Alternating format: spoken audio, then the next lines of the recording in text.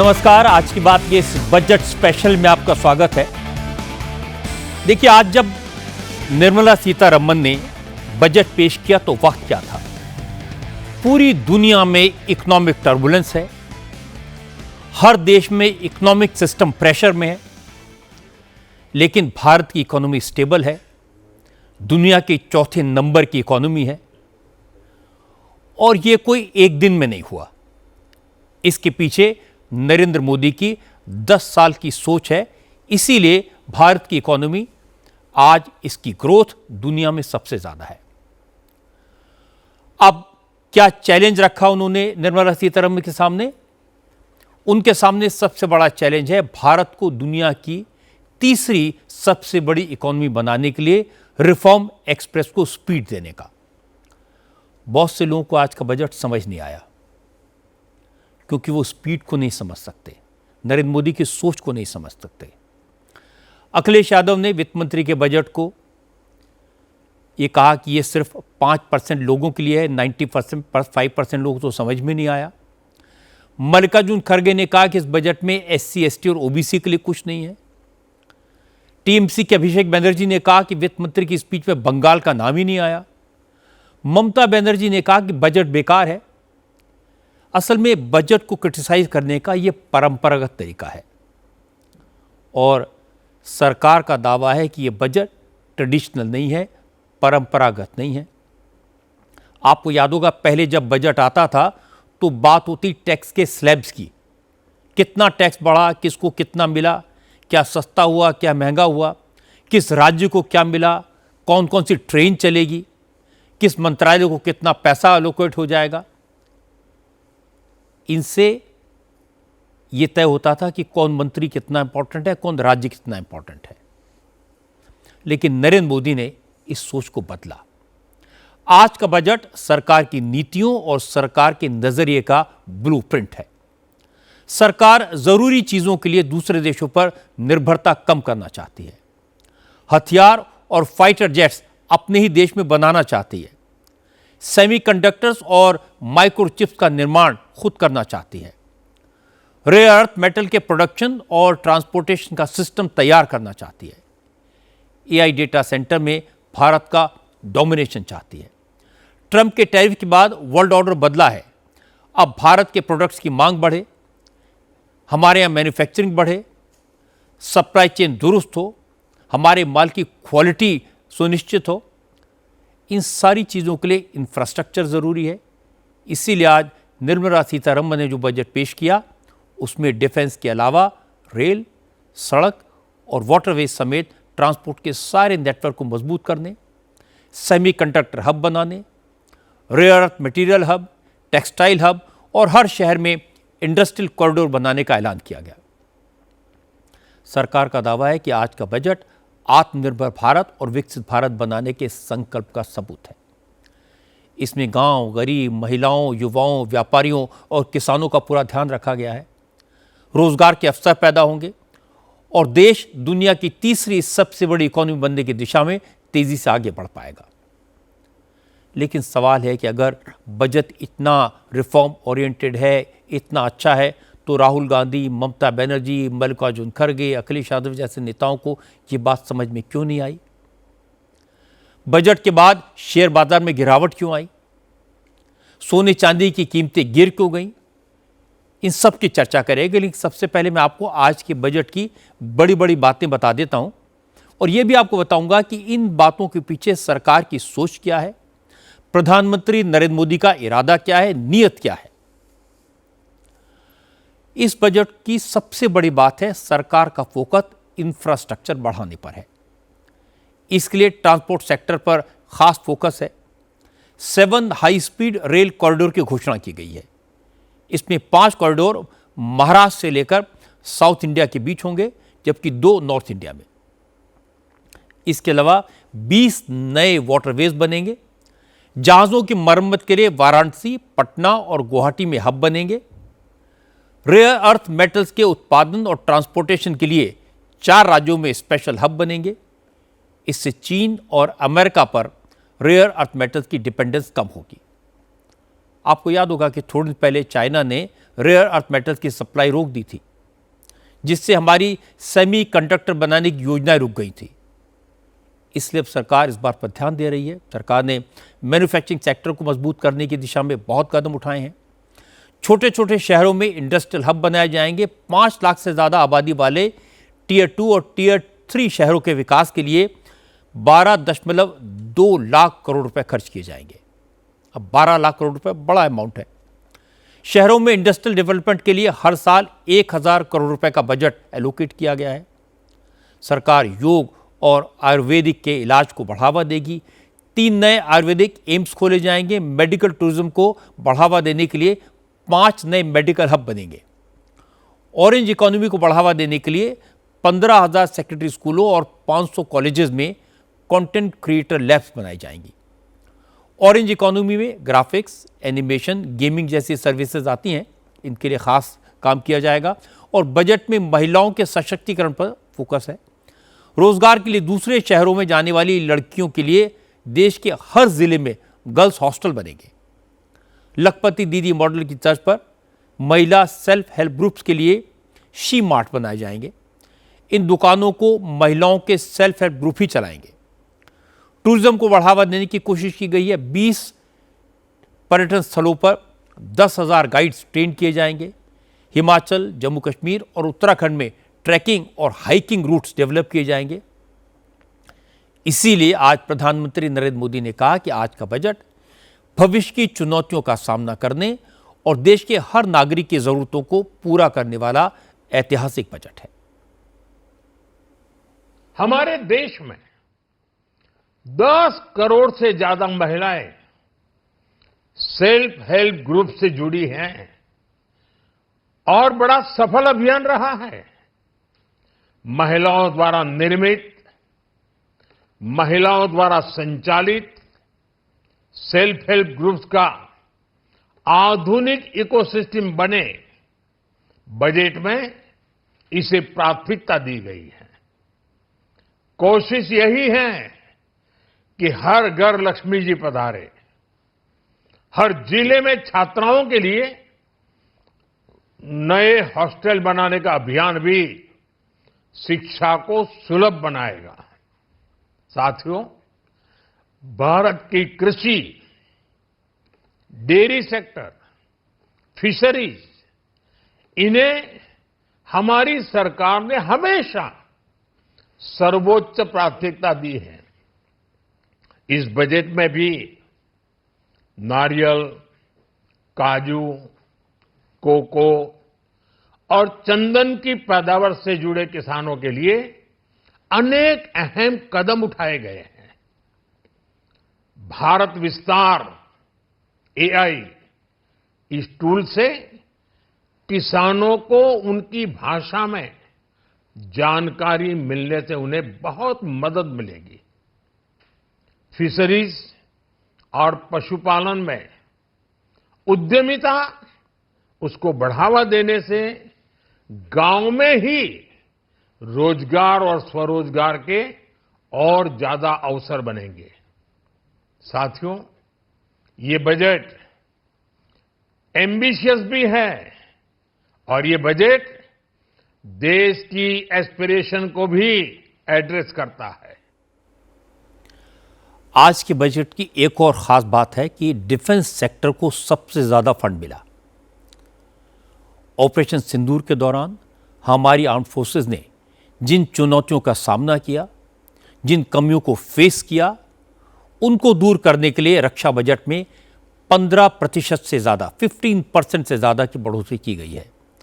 Defence budget को करीब 1 लाख करोड़ रुपए बढ़ाकर 7.85 लाख करोड़ रुपए कर दिया गया है। इसमें सबसे ज़्यादा पैसा आर्मी, एयरफोर्स और नेवी के मॉडर्नाइजेशन और नए हथियारों के विकास पर खर्च होगा। अब हथियारों के मामले में विदेशों पर डिपेंडेंस कम करके लेटेस्ट वेपन अपने देश में बनाने पर जोर दिया जा रहा है। विदेशों से जो हथियारों की सप्लाई आती है वो ख़त्म हो जाएगी, ऐसा तो नहीं होगा। डिफेंस बजट का सबसे बड़ा हिस्सा एयरफोर्स पर खर्च होगा। सेना को आधुनिक बनाने के लिए बजट में 24% की बढ़ोतरी की गई है। इसके लिए 1,85,000 करोड़ रुपए का प्रावधान है। रक्षा मंत्री राजनाथ सिंह ने कहा कि बजट में डिफेंस सेक्टर को सबसे ज़्यादा एलोकेशन इस बात का सबूत है कि मोदी सरकार देश की सुरक्षा और सेनाओं को मजबूत करने को लेकर कितनी गंभीर है। ऑपरेशन सिंदूर की ऐतिहासिक सफलता के बाद आए इस बजट ने देश की रक्षा व्यवस्था को और मजबूत बनाने के हमारे संकल्प को सुदृढ़ किया है। यह आवंटन पिछले वर्ष की तुलना में 15% से भी अधिक है, यानी इस बार भी केंद्रीय बजट का सबसे बड़ा हिस्सा रक्षा मंत्रालय को मिला है। इस वर्ष हमारी सेनाओं के ओवरऑल कैपिटल एक्सपेंडिचर के लिए 2.19 लाख करोड़ रुपया का प्रोविजन किया गया है और इस बजट का सबसे महत्वपूर्ण पक्ष हमारी तीनों सेनाओं के मॉडर्नाइजेशन का है और इसके लिए इस वर्ष 1.85 लाख करोड़ रुपए की प्रोविजनिंग की गई है, जो पिछले वित्त वर्ष की तुलना में लगभग 24% अधिक है और इस वृद्धि के परिणाम स्वरूप हमारी सैन्य क्षमता और अधिक सशक्त होगी। आज का जमाना ऐसा है कि किसी एक सेक्टर को आइसोलेशन में डेवलप नहीं किया जा सकता। डिफेंस को मजबूत करना है, नए नए हथियार, लेजर गाइडेड मिसाइल्स या फाइटर जेट्स बनाने हैं तो रेयर अर्थ मेटल्स की ज़रूरत होती है। रेयर अर्थ मेटल्स का इस्तेमाल डिफेंस इक्विपमेंट में, कंप्यूटर्स में, सोलर पैनल्स में, इलेक्ट्रिक व्हीकल्स में, बैटरीज में, स्मार्टफोन्स में, हर जगह होता है। हमारे देश में रेयर अर्थ मेटल्स का भरपूर भंडार है, लेकिन इसके प्रोडक्शन, प्योरिफिकेशन और ट्रांसपोर्टेशन की व्यवस्था नहीं है, तो 1-1.5% यूज़ कर पाते हैं। हम रेयर अर्थ मेटल्स के लिए चीन पर निर्भर हैं। चीन की जब मर्जी होती है रेयर अर्थ मेटल्स देता है, जब चाहता है सप्लाई रोक देता है और हम कुछ नहीं कर सकते, हमारे सारे काम रुक जाते हैं। इसलिए अब सरकार ने रेयर अर्थ मेटल्स के प्रोडक्शन पर फोकस किया है। निर्मला सीतारमण ने रेयर अर्थ मेटल्स के 4 कॉरिडोर बनाने का ऐलान किया। ओडिशा, केरल, आंध्र प्रदेश और तमिलनाडु, ये मिनरल रिच स्टेट्स हैं। यहाँ रेयर अर्थ कॉरिडोर बनेंगे। इन कॉरिडोर्स में रिसर्च और माइनिंग से लेकर प्रोसेसिंग तक पूरा काम होगा। अगर हम रेयर अर्थ मेटल्स के मामले में आत्मनिर्भर हो जाएं, सेल्फ डिपेंडेंट हो जाएं, तो हमारी सप्लाई चेन दुरुस्त हो जाएगी। डिफेंस सेक्टर, ग्रीन एनर्जी और एडवांस टेक्नोलॉजी के क्षेत्र को बहुत मजबूती मिलेगी। इस बजट में नई उभरती इंडस्ट्रीज यानी सनराइज सेक्टर्स को जिस मजबूती के साथ समर्थन दिया गया है वह अभूतपूर्व है। Biopharma Shakti mission, semiconductor mission 2.0, electronic component manufacturing scheme, rare earth corridor का निर्माण, क्रिटिकल मिनरल्स पर बल, टेक्सटाइल सेक्टर में नई स्कीम, हाईटेक टूल मैन्युफैक्चरिंग को बढ़ावा, चैंपियन एमएसएमईज तैयार करना, ये फ्यूचरिस्टिक है, देश की वर्तमान और भविष्य की आवश्यकताओं का ध्यान रखती है। पिछले 1 साल में ट्रंप के टैरिफ ने जिस तरह के चैलेंजेस पैदा किए, उसका असर आज के बजट पर दिखाई दिया। ये सही है कि अमेरिका के साथ ट्रेड पर जो टैरिफ लगा उससे हमारे मैन्युफैक्चरिंग सेक्टर की टेंशन बढ़ी। आज के बजट में मैन्युफैक्चरिंग सेक्टर को ताकत देने, एमएसएमईज को मजबूत करने की कोशिश दिखाई दी। चीन के साथ ट्रेड डेफिसिट बढ़ा है क्योंकि चीन पर भारत की डिपेंडेंस है, खासतौर पर रेयर अर्थ मिनरल के लिए, मशीनरी के लिए। इसीलिए रेयर अर्थ कॉरिडोर बनाने का प्लान बनाया गया है। भारत के पास रेयर अर्थ मिनरल्स का भंडार है, पर इसमें से 1-1.5% ही एक्सट्रैक्ट हो पाता है। चीन रेयर अर्थ मिनरल्स के दम पर बड़ी ताकत बना हुआ है। पिछले साल भर में अमेरिका और चीन के कारण जो प्रॉब्लम्स एम्प्लीफाई हुई, उनका इलाज करने का प्रयास इस बजट में किया गया है। AI data centres, semiconductors, creative labs ऐसे सेक्टर हैं जिन पर जोर देना जरूरी है। कुछ ऐसे भी सेक्टर्स हैं जो भारत की ताकत हैं, जैसे बायोपार, जिसमें वैक्सीन और जेनरिक दवाएं शामिल हैं। इनको भी और मजबूत करने की जरूरत है, तभी अमेरिका और चीन से मिलने वाले चैलेंज का मुकाबला किया जा सकेगा। इन देशों पर भारत की डिपेंडेंस को कम किया जा सकेगा। इसका रास्ता इस बजट में खोला गया है। हालांकि ये काम 30-40 साल पहले होना चाहिए था, लेकिन देर आए दुरुस्त आए। आज के ज़माने में किसी भी देश की इकोनॉमी के लिए मैन्युफैक्चरिंग सेक्टर का मजबूत होना सबसे ज़्यादा ज़रूरी है। मैन्युफैक्चरिंग सेक्टर की वजह से ही चीन ने दुनिया भर में अपना दबदबा आज भी कायम किया हुआ है। हमारे देश में रॉ मटेरियल है, हमारे पास मैन पावर है, टेक्नोलॉजी है, लेकिन अब अच्छी क्वालिटी और ज़्यादा क्वांटिटी और सस्ते दाम की चीज़ें नहीं बना पाते। इसीलिए छोटी छोटी चीज़ें हमें इंपोर्ट करनी पड़ती हैं। अगर हमारा मैन्युफैक्चरिंग सेक्टर मजबूत हो तो रोज़गार की समस्या भी ख़त्म हो सकती है और मेड इन इंडिया सामान को एक्सपोर्ट करके हम दुनिया के बाजार में भारत की हिस्सेदारी और बढ़ा सकते हैं। आज के बजट में सरकार की ये सोच दिखाई दी है। इकोनॉमिक ग्रोथ को तेज और टिकाऊ बनाने के लिए 7 स्ट्रेटेजिक सेंटर्स में मैन्युफैक्चरिंग को बढ़ावा देने का प्रोग्राम तैयार किया गया है। वित्त मंत्री ने बताया कि semiconductor mission 2.0, electronic component manufacturing, biopharma Shakti, rare earth magnets mission, chemical park, container manufacturing और टेक्सटाइल इंटीग्रेटेड प्रोग्राम, ये सब शुरू किया जाएगा। और निर्मला सीतारमण ने यह भी बताया कि भारत को ग्लोबल बायोफार्मा मैन्युफैक्चरिंग हब बनाने के लिए 10,000 करोड़ रुपए खर्च किए जाएंगे। इलेक्ट्रॉनिक्स मैन्युफैक्चरिंग स्कीम के लिए 40,000 करोड़ रुपए का प्रोविजन है। सरकार की 3 केमिकल पार्क्स बनाने की योजना है। कंटेनर मैन्युफैक्चरिंग इकोसिस्टम डेवलप किया जाएगा, इसके लिए 10,000 करोड़ रुपए का बजट रखा गया है। मैन्युफैक्चरिंग में सबसे ज़्यादा हिस्सेदारी स्मॉल और मीडियम इंडस्ट्रीज़ की होती है, एमएसएमईज़ की है। इसलिए सरकार एमएसएमईज़ को बढ़ावा देने के लिए 10,000 करोड़ का स्पेशल ग्रोथ फंड देगी।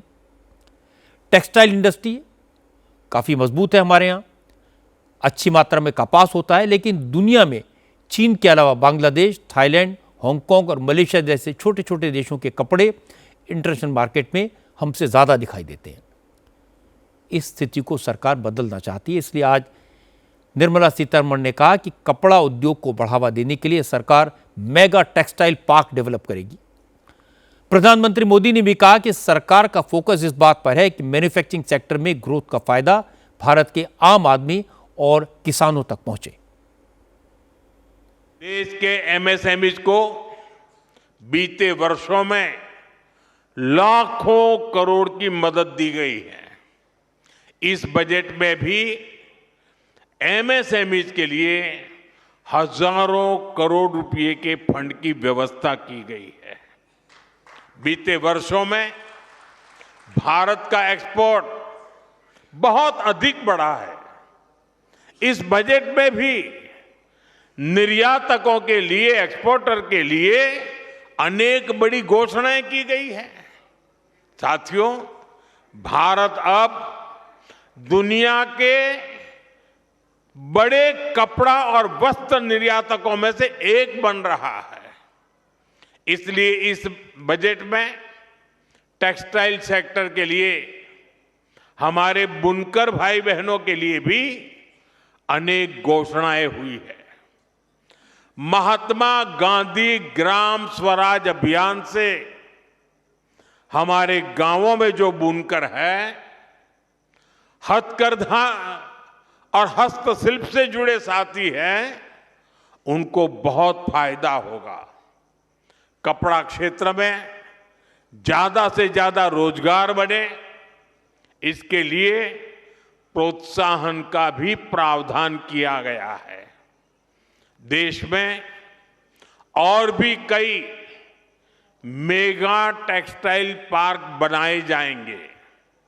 इससे कपास किसानों से लेकर श्रमिकों तक हर किसी को फायदा होगा। अब इस बजट की एक और बड़ी बात आपको बताता हूं। आज वित्त मंत्री निर्मला सीतारमण ने बजट में कैपेक्स बढ़ाकर 12.2 लाख करोड़ कर दिया, 12.2 लाख करोड़। इसका डायरेक्ट असर यह होगा कि इंफ्रास्ट्रक्चर सेक्टर में काम तेजी से बढ़ेगा। इससे सप्लाई चेन मजबूत होगी। सीमेंट, सरिया, बिल्डिंग मटेरियल जैसी इंडस्ट्री ग्रो करेंगी। इंजीनियर्स, लेबर और स्किल्ड लेबर्स के लिए रोजगार के मौके और बढ़ेंगे।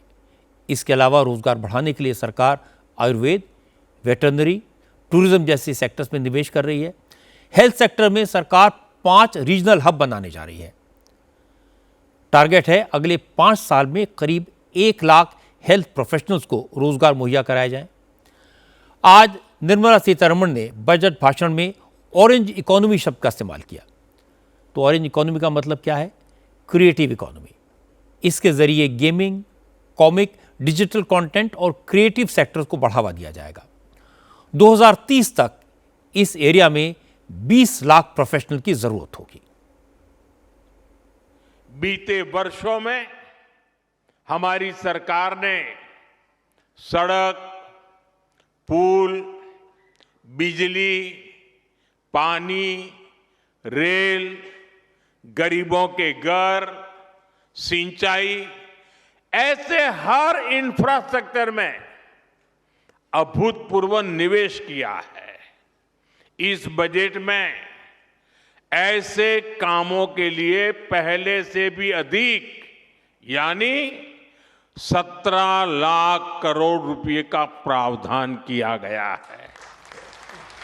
इससे गांव, गरीब, किसान, नौजवान सभी को फायदा होगा। इंफ्रास्ट्रक्चर निर्माण पर लगने वाला हर रुपया रोजगार के अनेक नए अवसर बनाता है। गांव में गरीब का घर बनता है तो मिस्त्री हो, गाड़ी वाले हो, स्थानीय दुकानदार हो, सबको फायदा होता है। इस बजट में खेलो इंडिया मिशन की घोषणा की गई है। इसके तहत आधुनिक इंफ्रास्ट्रक्चर तो बनेगा ही, साथ ही जो कोच हैं, सपोर्ट स्टाफ है, स्पोर्ट्स साइंस है, इससे जुड़े प्रोफेशनल्स भी तैयार किए जाएंगे। अब मैं आपको नए जमाने की एक और बात बताता हूं।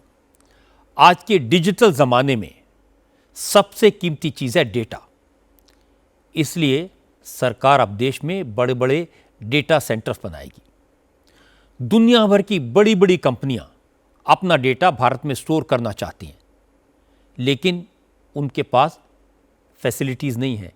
इन कंपनियों को ये सहूलियतें दी जाएंगी भारत में। बजट में विदेशी क्लाउड कंपनियों को 2047 तक टैक्स छूट देने का ऐलान किया गया है। शर्त सिर्फ यह है कि वो भारत के डेटा सेंटर्स का इस्तेमाल करें। अश्विनी वैष्णव ने बताया कि इस छूट की वजह से भारत दुनिया का बड़ा डेटा हब बनेगा और इस सेक्टर में रोजगार के मौके बढ़ेंगे। भारत की ताकत दुनिया में बढ़ेगी। आज के बजट में मैन्युफैक्चरिंग पे बहुत बड़ा फोकस दिया गया है। इलेक्ट्रॉनिक्स मैन्युफैक्चरिंग हो, सेमीकंडक्टर मैन्युफैक्चरिंग हो और आईटी सर्विसेज के लिए बहुत एक सिग्निफिकेंट सिंप्लीफिकेशन किया गया है। सेफ हार्बर और फास्ट ट्रैक एपीए के प्रोविजंस लाके आने वाले समय में डेटा सेंटर्स बहुत बड़ी एक ताकत बनेंगे देश की, जिससे कि दुनिया भर को नई सर्विसेज और भारत के लिए नए एम्प्लॉयमेंट और एंटरप्रेन्योरशिप के नए रास्ते खुलेंगे। तो डेटा सेंटर्स पे जो टैक्स हॉलीडे दिया, इसके लिए मैं माननीय प्रधानमंत्री जी को और माननीय वित्त मंत्री जी को धन्यवाद देना चाहूँगा। साथ ही साथ ऑरेंज इकोनॉमी जो हमारी क्रिएटर्स इकोनॉमी है, इसमें 20 लाख एम्प्लॉयमेंट नए बनाने के लिए क्रिएटर्स इकोनॉमी में आईआईसीटी मुंबई के साथ मिलकर 15,000 स्कूल और 500 कॉलेजेस में क्रिएटर्स लैब बनाने के लिए बजट में प्रोविज़न किया गया है। आप जानते हैं इस समय हमारे सामने एक बड़ा चैलेंज ये है कि शहरों पर बोझ लगातार बढ़ता जा रहा है। पोल्यूशन, ट्रांसपोर्टेशन, हाउसिंग, इन सब का प्रेशर है। शहरों में रहना मुश्किल होता जा रहा है। इसीलिए ट्रांसपोर्टेशन में हाई लेवल रिफॉर्म्स की ज़रूरत है। High speed corridor, high speed railway network, परंपरागत medicine, Ayurveda, hospitals, medical facilities, tier 2 और टियर 3 के सिटीज़ को ताकत देने के लिए बहुत ज़रूरी है। तो इन पर 12 लाख करोड़ रुपए खर्च किए जाएंगे इंफ्रास्ट्रक्चर पर। इसका नतीजा होगा कि waste management, road construction, drainage, transportation, communication, इन सब की ज़रूरत पूरी होगी ताकि शहरों में जीवन बेहतर हो सके, आसान हो सके। बजट में विकास के साथ साथ विरासत का ख्याल रखा गया है। निर्मला सीतारमण ने आज कहा कि भारत की भव्य विरासत के जो पुराने प्रतीक हैं, हमारे मंदिर हैं, पुराने किले हैं, उनका विकास किया जाएगा। 20 पर्यटन स्थलों पर 10,000 गाइड्स को ट्रेनिंग देने के लिए एक पायलट प्रोजेक्ट शुरू किया जाएगा, जिसके तहत 12 हफ्ते का स्टैंडर्ड और हाई क्वालिटी ट्रेनिंग कोर्स कराया जाएगा। देश में 50 बड़े टूरिस्ट प्लेसेस को राज्यों की भागीदारी से चैलेंज मोड में डेवलप किया जाएगा। निर्मला सीतारमण ने बजट में नॉर्थ ईस्ट के 6 राज्यों में धार्मिक पर्यटन को बढ़ावा देने के लिए बौद्ध सर्किट नाम से कॉरिडोर का ऐलान किया है। बौद्ध सर्किट कॉरिडोर अरुणाचल प्रदेश, सिक्किम, असम, मणिपुर, मिजोरम और त्रिपुरा में बनाया जाएगा। कल्चर और टूरिज्म मिनिस्टर गजेंद्र सिंह शेखावत ने बताया कि टूरिज्म सेक्टर में लाखों लोगों को रोजगार मिलने की संभावना है, इसीलिए बजट में इस क्षेत्र पर विशेष ध्यान दिया गया। देश में एम्प्लॉयमेंट जनरेशन के एक बड़ी अपॉर्चुनिटी के रूप में पहचान करते हुए माननीय वित्त मंत्री जी ने और माननीय प्रधानमंत्री जी की प्रेरणा से टूरिज्म सेक्टर और कल्चर दोनों को अगर मैं साथ जोड़ करके देखूं, उन दोनों को एक बड़ी प्रमुखता और प्राधान्यता इस बजट में दी है। माननीय वित्त मंत्री जी ने 10,000 टूरिस्ट गाइड्स को ट्रेन करने की एक पायलट योजना की चर्चा की है, जहां हम उनको IIM के साथ में मिलकर के उनको ट्रेनिंग कराएंगे, उनके कोर्स मॉड्यूल को तैयार करेंगे, हाइब्रिड टेक्नोलॉजी से उनको ट्रेन करेंगे और उसके साथ साथ में उनको टेक्नोलॉजी ड्रिवन स्टोरी टेलिंग के लिए इक्विप करेंगे। इसकी चर्चा की है। और इस सब के साथ साथ में हॉस्पिटैलिटी क्षेत्र में ह्यूमन रिसोर्सेज के ट्रेनिंग के लिए जो इंडस्ट्री की आवश्यकता और समय की मांग है, उन्हें नेशनल इंस्टीट्यूट ऑफ हॉस्पिटैलिटी बनाने की चर्चा भी माननीय वित्त मंत्री जी ने की है। ये सारी बातें सुन के आपको लग सकता है कि बजट में शहरों के लिए तो इतना कुछ है, सरकार का फोकस शहरी क्षेत्र के विकास पर है, लेकिन गांव का क्या होगा, किसान के लिए क्या किया गया है। विपक्ष के नेताओं ने भी आज ये इल्ज़ाम लगाया कि ये गांव गरीब किसान के लिए कुछ नहीं है, लेकिन सरकार का दावा है कि डिफेंस, रेल और मैन्युफैक्चरिंग के बाद बजट में सबसे ज़्यादा गांव के लिए, गरीब के लिए और किसान के लिए दिया गया है। जी राम जी योजना के लिए 95,000 करोड़ रुपए से ज़्यादा की राशि रखी गई है। मनरेगा स्कीम बंद हो गई है, लेकिन कुछ राज्यों में मनरेगा के पेमेंट्स रुके हुए हैं। उनके भुगतान के लिए निर्मला सीतारमण ने 30,000 करोड़ रुपए की व्यवस्था इस बार के बजट में की है। और किसानों के लिए अच्छी खबर यह आई कि अब किसान क्रेडिट कार्ड के तहत सब्सिडी वाले शॉर्ट टर्म लोन की सीमा 3 लाख रुपए से बढ़ाकर 5 लाख रुपए कर दी गई है। तो इससे करोड़ों किसानों, मछुआरों और डेयरी किसानों को आसानी से सस्ता लोन मिलेगा। सरकार ने आज साफ किया कि किसानों को सालाना 6,000 रुपए की मदद देने वाली PM किसान सम्मान निधि योजना जारी रहेगी। इसके लिए 63,500 करोड़ रुपए रखे गए हैं। गरीबों के लिए मुफ्त राशन की योजना भी जारी रहेगी। मुझे बताती हुई खुशी है कि ग्रामीण विकास का जो कुल बजट है, उसमें अकेले विकसित भारत जी राम जी योजना के लिए 55,600 करोड़ रुपए से ज्यादा का प्रावधान किया गया है। पिछली बार ओवरऑल मनरेगा का जो बजट था वो 86,000 करोड़ था। अब अकेले केंद्र का हिस्सा है 95,600 करोड़ रुपए से ज्यादा। इसमें राज्यों का अगर हम मिलाएंगे तो ये 1,51,000 करोड़ से ज्यादा हो जाएगा, जो अपने आप में ऐतिहासिक और अभूतपूर्व है। शिवराज सिंह बता रहे थे कि बजट में किसानों के लिए, गरीबों के लिए, गांव के लिए क्या है, लेकिन विपक्ष के नेताओं ने बजट की आलोचना परंपरागत तरीके से की। बजट को लेकर पुरानी बातें कही किसी ने भी स्पेसिफिकली ये नहीं बताया कि बजट में क्या कमियां हैं। राहुल गांधी ने कहा कि युवाओं के पास नौकरी नहीं है, निवेशक के पैसे डूब रहे हैं, लोगों की बचत खत्म हो रही है, किसान परेशान है। लेकिन बजट में इन सब इश्यूज पर कोर्स करेक्शन करने के बजाय समस्याओं से आंखें बंद कर ली गई। तो जो बात राहुल गांधी ने सोशल मीडिया पर लिखी, करीब वैसी ही बात कांग्रेस अध्यक्ष मल्लिकार्जुन खड़गे कागज पर लिख कर लाए थे। तो उन्होंने कहा कि इस बजट में न SC/ST के लिए कुछ है, न OBC के लिए कुछ है। तो उन्होंने जो कहा वो भी मैं आपको सुनवा देता हूं। असमानता ब्रिटिश राज के दौर के स्तर को पार कर गई है, इनइक्वालिटी, लेकिन बजट में इसका जिक्र तक नहीं किया गया है।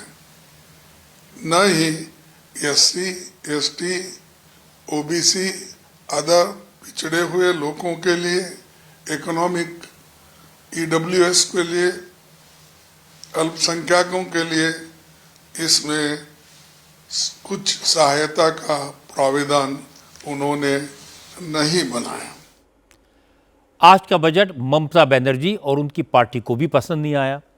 तृणमूल कांग्रेस के महासचिव अभिषेक बनर्जी ने कहा कि बजट स्पीच में वित्त मंत्री ने बंगाल का नाम तक नहीं लिया। इससे साफ हो गया कि बीजेपी बांग्ला भाषियों को बांग्लादेशी समझती है, बीजेपी बंगाल से नफरत करती है। अभिषेक बनर्जी ने कहा कि बीजेपी को मालूम है कि वो पश्चिम बंगाल का चुनाव हारने वाले हैं, इसलिए केंद्र सरकार ने बजट में बंगाल को कुछ नहीं दिया। जो बजट पेश किया गया, 1 घंटा 25 मिनट का फिनेंस मिनिस्टर का स्पीच, 85 मिनट का स्पीच, 85 मिनट मतलब 5100 सेकेंड। इस 5100 सेकेंड में बंगाल का एक बार नाम तक नहीं लिया गया, एक बार भी, मतलब बंगाल मेंशन ही नहीं किया गया। बंगाल को बांग्लादेश के नजरिया से अगर कोई देखता है तो देश के केंद्र के सरकार देखता है, यहाँ पे बैठे हुए मिनिस्टर्स देखता है, और जिसने बजट पेश किया वो देखता है। हम लोग को अगर बांग्लादेशी कोई बोलता है तो यहाँ पे बैठ के जो बजट पेश किया है और जो बजट लिखा है, जिस सरकार ने पेश किया है, वो सरकार देखता है। नहीं तो आपका 85 मिनट का बजट स्पीच में बंगाल का एक बार मेंशन भी नहीं होगा। हम लोग आशा नहीं करते इस सरकार से। 2021 के बाद से बीजेपी के सरकार जिस तरीके से बंगालियों को अत्याचार किया है, तो हम लोग की तरफ से कोई चुनाव का प्रत्याशा नहीं था, क्योंकि इनको पता है बंगाल में खर्चा भी करेंगे तो हारेंगे। तो from their perspective, if you see, they have preferred not to spend any money on Bengal because they know they are going to lose the state lock, stock and barrel to Trinamool. To me, the budget is more like a government self-appraisal report written by its own PR department. This budget doesn't have any concrete solution to offer to any community. हालांकि railway minister Ashwini वैष्णव ने अभिषेक बनर्जी की शिकायत को सियासी बयानबाजी बताया। अश्विनी वैष्णव ने कहा कि फ्रंट कॉरिडोर का ऐलान हुआ, वो बंगाल तक जाएगा। High speed rail corridor Siliguri तक जाएगी, सिलीगुड़ी बंगाल में ही है। अश्विनी वैष्णव ने कहा कि ईस्ट कोस्ट इंडस्ट्रियल कॉरिडोर में भी दुर्गापुर तक बनेगा और वो भी बंगाल में है। जो टूरिस्ट हब बनेंगे उनमें भी बंगाल शामिल है। ई बसेस की सौगात भी पश्चिम बंगाल को दी गई है। रेल मंत्री ने कहा कि बजट पूरे देश के लिए है, इसमें सभी राज्यों के समावेशी विकास को ध्यान में रखा गया है। इसलिए यह कहना कि बंगाल का नाम नहीं लिया गया, बीजेपी बंगाल की दुश्मन है, यह सिर्फ और सिर्फ सियासी जुमला है जिसका कोई मतलब नहीं है। 7 नए हाई स्पीड कॉरिडोर्स, चेन्नई से बेंगलुरु, चेन्नई से हैदराबाद, बेंगलुरु से हैदराबाद, मुंबई से पुणे, पुणे से हैदराबाद, दिल्ली से वाराणसी और वाराणसी से सिलीगुड़ी। एक तरीके से साउथ इंडिया में सदर्न ट्रायंगल बनेगा चेन्नई, बेंगलुरु, हैदराबाद का हाई स्पीड रेलवे का, बुलेट ट्रेन का। वैसे ही दिल्ली, वाराणसी, सिलीगुड़ी का एक नया हाई स्पीड कॉरिडोर बनेगा और साउथ वेस्ट को साउथ से जोड़ने वाला मुंबई से पुणे, पुणे से हैदराबाद का एक बहुत बड़ा मेजर कॉरिडोर बनेगा। साथ ही साथ आज बजट में एक नए डेडिकेटेड फ्रेट कॉरिडोर जो कि बंगाल में दांकुनी, वहाँ से गुजरात में सूरत, इसको जोड़ने वाला, ईस्ट को वेस्ट के साथ जोड़ने वाला नया DFC भी सैंक्शन हुआ है। लेकिन ममता बनर्जी बजट को बंगाल के चुनाव से जोड़ने की पूरी कोशिश कर रही हैं। उन्होंने कहा कि मोदी सरकार फ्रेट कॉरिडोर के मामले में झूठ बोल रही है। फ्रेट कॉरिडोर का ऐलान तो उन्होंने 2009 में ही कर दिया था। असल में ममता बनर्जी को कल एसआईआर के मुद्दे पर दिल्ली में इलेक्शन कमीशन से मिलना है। आज वो दिल्ली पहुंच गई।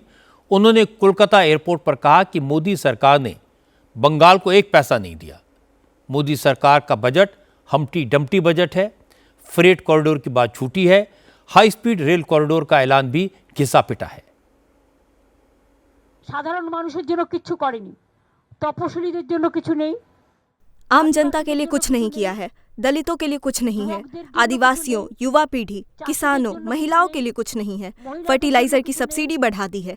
सामाजिक सुरक्षा और शिक्षा के लिए कुछ नहीं है। और 3 जो फ्रेट कॉरिडोर के बारे में कहा गया है, मैं कहना चाहती हूँ कि 3 नहीं, बंगाल में हम 6 बना रहे हैं, यानी कि टोटल झूठ, हम्टी डम्टी बजट। কাজেই টোটালটাই মিথ্যে কথার ফুলঝুরি, হামটি ডামটি বাজেট। इन्होंने एक पैसा बंगाल को नहीं दिया है। केवल एक टैक्स है, जीएसटी। ये लोग हमारा पैसा ले रहे हैं और ये बड़ी बड़ी बातें कर रहे हैं कि वो हमें पैसा दे रहे हैं। ये हमारा पैसा है। अब केवल एक टैक्स है और ये जो बंगाल से टैक्स कलेक्ट कर रहे हैं 2 लाख करोड़ ज़्यादा, उसके बदले में हमें कोई फंड नहीं दिया है। तो इनके पास सरकार चलाने का कोई नैतिक अधिकार नहीं है। ममता बनर्जी को जवाब दिया बीजेपी के नेता अशोक लाहिड़ी ने। उन्होंने कहा कि ममता बनर्जी ने मोदी के बजट की तारीफ की, इसकी उम्मीद किसी को नहीं थी। वो कभी तारीफ नहीं करती। हकीकत यह कि ममता झूठ बोल रही हैं। अगर उन्होंने 6 फ्रेट कॉरिडोर का ऐलान किया था तो वो कॉरिडोर बने क्यों नहीं? प्रोजेक्ट जो उन्होंने किया था, ये तो मुझे बहुत खुशी हुई कि ममता जी इतना दूरदर्शी, इतने दिन पहले ये कॉरिडोर के बारे में वो मंत्री नहीं रहे इसलिए नहीं हुआ। तो मैं तो ये सवाल पूछूंगा, वो तब मंत्री नहीं है, फिर हुआ कैसे? ये लोग कह सकते हैं कि देर हुई मगर दुरुस्त हुई, मगर ये मैं कहूंगा, मैं तो आश्चर्य हूं कि रेल मंत्री रहे नहीं फिर भी हो गया। मुझे तो लगता है कुछ गड़बड़ है। होगा क्या? उनसे पूछिए कि आप मंत्री नहीं है तो होगा क्या। मैं तो कभी ममता जी से ये नहीं देखा वो केंद्रीय बजट के बारे में अच्छा कुछ बोल रहा है। तो मैं तो पहले से ही सोच लिया था वो यही कहेगा। ममता बनर्जी अकेली नेता नहीं है जिन्होंने इस बजट को चुनाव के नजरिए से देखा, लोकप्रियता की दृष्टि से देखा। कई नेताओं को आश्चर्य हुआ कि 5 राज्यों में चुनाव होने हैं, बजट में इन राज्यों पर फोकस क्यों नहीं किया गया, वहाँ के लिए बड़ी बड़ी स्कीम्स का अनाउंसमेंट क्यों नहीं किया गया। मैं आपको एक एक करके बताता हूँ। तमिलनाडु में चुनाव होने हैं, इसलिए डीएमके के नेताओं ने बजट में तमिलनाडु की अनदेखी का इल्ज़ाम लगाया। हालांकि बजट में तमिलनाडु को हाई स्पीड रेल कॉरिडोर से लेकर रेयर अर्थ कॉरिडोर समेत कई बड़े प्रोजेक्ट मिले हैं। कोकोनट प्रमोशन स्कीम का ऐलान भी किया गया है, जिससे तमिलनाडु के 80 लाख किसानों को फायदा होगा। लेकिन डीएमके की मेंबर कानिमोझी ने कहा कि चुनावी साल में भी मोदी सरकार ने तमिलनाडु को कुछ नहीं दिया, उल्टा वहां का रेयर अर्थ लेने की तैयारी कर ली।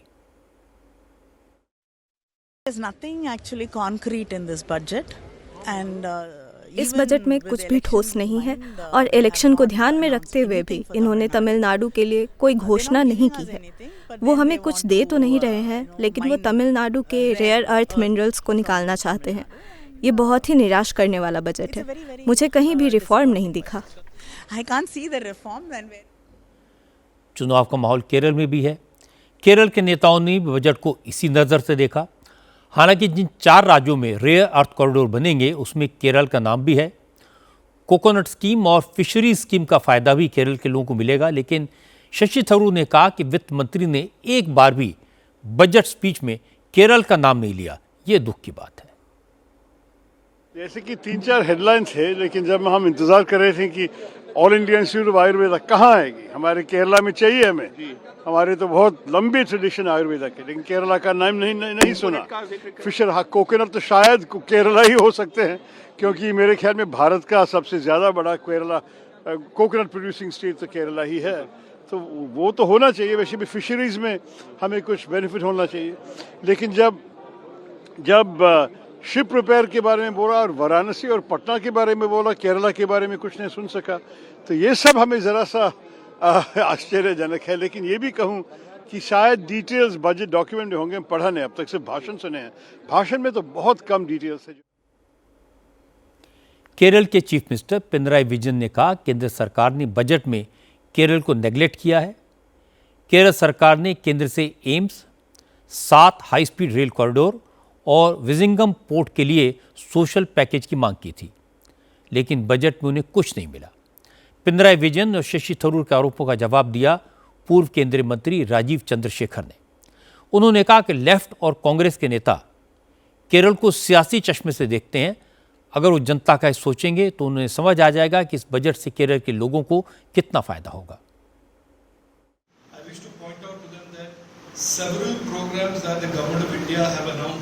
मैं ये बताना चाहता हूँ कि भारत सरकार ने केरल के लिए जो योजनाएं शुरू की थी वो संसाधनों की कमी, दिवालियेपन और केरल सरकार की कमज़ोर आर्थिक स्थिति के कारण लागू नहीं हो पाई। दुर्भाग्य से केरल की सरकार इस स्थिति में है कि वो अपने आर्थिक कुप्रबंधन की वजह से केरल के लोगों का ही नुकसान कर रही है। आज अगर आप भारत सरकार को देखें तो उन्होंने देश की अर्थव्यवस्था को संभाला है, उसे दुनिया की चौथी सबसे बड़ी अर्थव्यवस्था बनाया है। केरल के मुख्यमंत्री लोगों को गुमराह करने की कोशिश कर रहे हैं और उन्हें विकास से दूर कर रहे हैं। सच ये है कि केरल तभी आगे बढ़ सकता है, उसे तभी फ़ायदा मिल सकता है जब उसे केंद्र की सारी स्कीम का फ़ायदा और प्रधानमंत्री नरेंद्र मोदी का विज़न मिले। उसके लिए यहाँ एनडीए सरकार होना ज़रूरी है। जब तक केरल में लेफ्ट या कांग्रेस का भ्रष्टाचार और 1960 की आर्थिक नीतियाँ लागू रहेंगी, तब तक केरल के लोगों का नुकसान होता रहेगा। अब मैं आपको अपोजिशन की एक और आवाज़ सुनवाता हूँ, अखिलेश यादव। अखिलेश ने कहा कि मोदी सरकार के बजट को गरीब विरोधी है। अखिलेश ने कहा कि 95% लोगों को तो ये बजट समझ ही नहीं आया होगा, क्योंकि बजट सिर्फ 5% लोगों के लिए बनाया गया। अखिलेश ने कहा यह बजट दिशाहीन है, बीजेपी से कोई उम्मीद नहीं की जा सकती। यही हाल रहा तो लोहे पर पीतल चढ़ा करके जेवर बनाने पड़ेंगे। और ये बजट गरीब के समझ के बाहर है, ये समझ से बाहर बजट है, ये सपने दिखाने वाला बजट है। जिन लोगों ने अपने पुराने घोषणा पत्र पे कोई काम न किया, उनसे उम्मीद क्या करोगे। ये हमेशा बड़े लोगों के लिए, 5% के लोगों के लिए बजट बनाते हैं, आम जनता के निराश किया है। उत्तर प्रदेश के लिए प्रधानमंत्री मिल गए हैं, मुख्यमंत्री हैं, तो क्या जरूरत है और चीज की। हो सकता है कुछ लोगों को बजट समझ ना आया हो, लेकिन विरोधी दलों के बहुत से नेताओं ने इल्जाम लगाया कि मोदी ने यूपी और अपने संसदीय क्षेत्र वाराणसी का कुछ ज़्यादा ही ख्याल रखा। असल में आज वित्त मंत्री ने काशी में पानी के जहाज़ों की मरम्मत के लिए पोर्ट बनाने का ऐलान किया है। इसके अलावा यूपी को 2 हाई स्पीड रेल कॉरिडोर मिले हैं। पहला कॉरिडोर दिल्ली से वाराणसी के बीच होगा और दूसरा वाराणसी से सिलीगुड़ी के बीच। यूपी के ज़िला हॉस्पिटल्स की क्षमता 50% बढ़ाई जाएगी। सभी ज़िलों में इमरजेंसी और ट्रॉमा सेंटर खुलेंगे। प्रदेश के सभी 75 ज़िलों में एक गर्ल्स हॉस्टल बनाया जाएगा। इसीलिए मुख्यमंत्री योगी आदित्यनाथ ने कहा आज का बजट समाज के सभी वर्गों को फायदा देने वाला है। इससे देश और प्रदेश की अर्थव्यवस्था को नई रफ्तार मिलेगी। अलग अलग सेक्टर में रिफॉर्म को लेकर के जो बजट प्रस्तुत किया गया है, यह आम नागरिकों के जीवन को सहज और सरल बनाने में मदद करेगा। भारत की अर्थव्यवस्था को तेजी के साथ आगे बढ़ाने में यह बजट मददगार साबित होगा। गत वर्ष देश ने जीएसटी रिफॉर्म को देखा है, आम नागरिक उसका लाभ लिया है। इनकम टैक्स एक्ट को अप्रैल से लागू करने की घोषणा, उसको सरलीकृत करने, हर व्यक्ति आसानी से अपने रिटर्न को भर सके, इस दिशा में उठाया गया कदम भी स्वागत योग्य है, जिससे अधिक से अधिक व्यक्ति इनकम टैक्स की तरफ आकर्षित हो। मैं कह सकता हूं कि यह बजट समाज के प्रत्येक तबके को, युवा हो, महिलाएं हो, अन्नदाता किसान हो, उद्यमी हो, इन सब को ध्यान में रख करके बनाया गया नए भारत का विकसित भारत की तरफ अग्रसर हो रहे भारत का एक स्थिर लेकिन तेज गति से बढ़ने वाली अर्थव्यवस्था के रूप में प्रस्तुत करने वाला एक बजट है।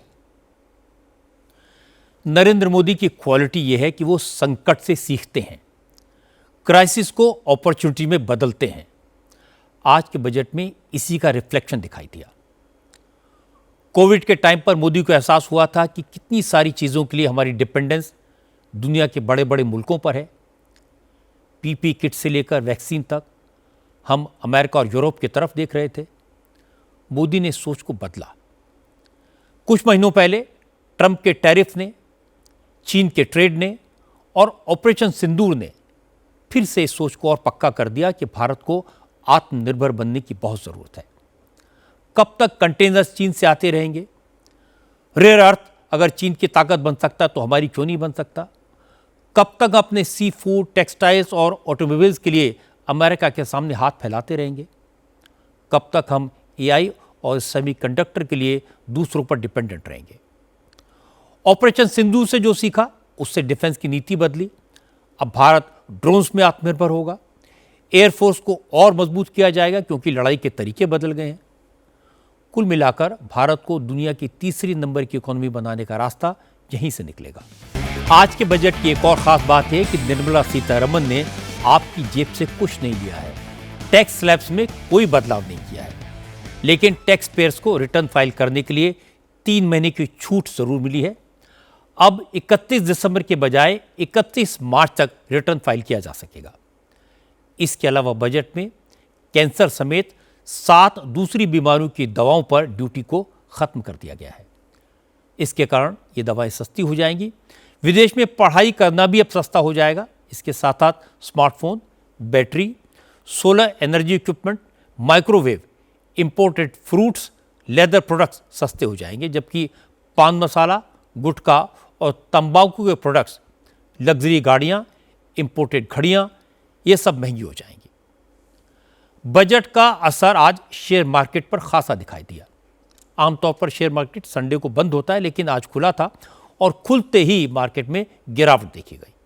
सेंसेक्स आज 1546 पॉइंट की गिरावट के बाद 80,722 पर बंद हुआ। निफ्टी भी 593 पॉइंट गिरकर 24,825 पर क्लोज हुआ। सोने चांदी के दाम भी आज लगातार दूसरे दिन गिरे। वायदा कारोबार में चांदी की कीमत में प्रति किलो 25,000 की कमी आई। चांदी का भाव 2,65,000 रुपये हो गया। सोने के भाव भी 12,000 रुपये गिरकर 1,38,000 रुपये प्रति 10 ग्राम रह गए। शेयर मार्केट में गिरावट की बड़ी वजह सिक्योरिटीज ट्रांजैक्शन टैक्स में बढ़ोतरी को माना जा रहा है। सरकार ने फ्यूचर ट्रेडिंग पर लगने वाली सिक्योरिटीज ट्रांजैक्शंस पर टैक्स यानी एसटीटी को 0.02% से बढ़ाकर 0.05% कर दिया। ऑप्शन प्रीमियम और एक्सरसाइज पर भी एसटीटी को 0.125% से बढ़ाकर 0.15% किया गया है। सिक्योरिटीज ट्रांजैक्शन पर टैक्स एक तरह का डायरेक्ट टैक्स होता है जो हर शेयर की खरीद बिक्री पर लगता है। ट्रेडिंग करने वालों को यह टैक्स तब भी चुकाना होता था जब उन्हें शेयर मार्केट में घाटा हो रहा हो। एसटीटी बढ़ने की वजह से अब ट्रेडिंग थोड़ी और महंगी हो जाएगी, नेट प्रॉफिट में कमी आएगी, लेकिन इसका फायदा ये होगा कि अब शेयर मार्केट में सीरियस इन्वेस्टर ही आएंगे। सरकार का कहना है कि एसटीटी को बढ़ाने का मकसद उन लोगों को डिस्करेज करना है जो शॉर्ट टर्म मुनाफा कमाने के लिए पैसा लगाते हैं। इससे स्पेकुलेशन बढ़ता है, बाजार में उथल पुथल मचती है। इससे सीरियस लॉन्ग टर्म इन्वेस्टर्स को नुकसान होता है। इसीलिए एसटीटी को बढ़ाया गया। क्रिकेट की दुनिया से आज एक हैरान करने वाली खबर आई। पाकिस्तान ने कहा कि वो कोलंबो में भारत के साथ होने वाला मैच नहीं खेलेगा। क्रिकेट का वर्ल्ड कप T20 7 फरवरी से शुरू हो रहा है। 15 फरवरी को भारत और पाकिस्तान के बीच T20 का मुकाबला होना है, लेकिन आज पाकिस्तान ने कहा कि Pakistani cricket team T20 world cup में हिस्सा तो लेगी, लेकिन भारत के खिलाफ होने वाले मैच का बॉयकॉट करेगी। आज शहबाज शरीफ और पाकिस्तान क्रिकेट बोर्ड के चेयरमैन मोहसिन नकवी के बीच एक मीटिंग हुई। इस मीटिंग के बाद पाकिस्तान की सरकार ने कहा कि पाकिस्तान T20 वर्ल्ड कप में सारे मैच खेलेगा, लेकिन भारत के खिलाफ 15 फरवरी को होने वाले मैच के लिए उनकी टीम ग्राउंड में नहीं उतरेगी। T20 वर्ल्ड कप में पाकिस्तान को 4 ग्रुप मैच खेलने थे, लेकिन वो अब 3 मैच ही खेलेगा। अब सवाल है कि अगर पाकिस्तान का मुकाबला फाइनल में भारत से होता है तो पाकिस्तान उस सिचुएशन में क्या करेगा? आम धारणा तो यह है कि पाकिस्तान भारत के साथ न खेलने का बहाना ढूंढ रहा था। अब सारी दुनिया जानते है कि T20 में टीम इंडिया इस समय फुल फॉर्म में है, दुनिया की सबसे मजबूत टीम है। वैसे भी 2022 के बाद से पाकिस्तान T20 में भारत से कभी नहीं जीत पाया, हर बार हारा है। पिछले साल दुबई में पाकिस्तान को भारत ने एशिया कप में बुरी तरह हराया था, लेकिन आपको याद होगा कि मोहसिन नकवी भारत की ट्रॉफी लेकर भाग गए थे। इसलिए मोहसिन नकवी तो कभी नहीं चाहेंगे कि उनकी टीम एक बार फिर हारे, इसलिए वो मैदान छोड़कर भाग गए। आखिर में एक नज़र कल की बड़ी खबरों पर। ममता बनर्जी कल दिल्ली में मुख्य चुनाव आयुक्त ज्ञानेश कुमार से मिलेंगी, SIR की कमियां गिनाएंगी। कल पार्लियामेंट में राष्ट्रपति के अभिभाषण पर चर्चा शुरू होगी, राहुल गांधी भी बहस में हिस्सा लेंगे। मणिपुर में सरकार के गठन को लेकर हलचल तेज हो गई है। बीजेपी ने सभी NDA विधायकों को कल दिल्ली बुलाया है। बिहार बोर्ड की 12वीं की परीक्षा कल से शुरू होगी। आज की बात में इतना ही। मेरी आपसे अगली मुलाकात कल रात 9 बजे होगी।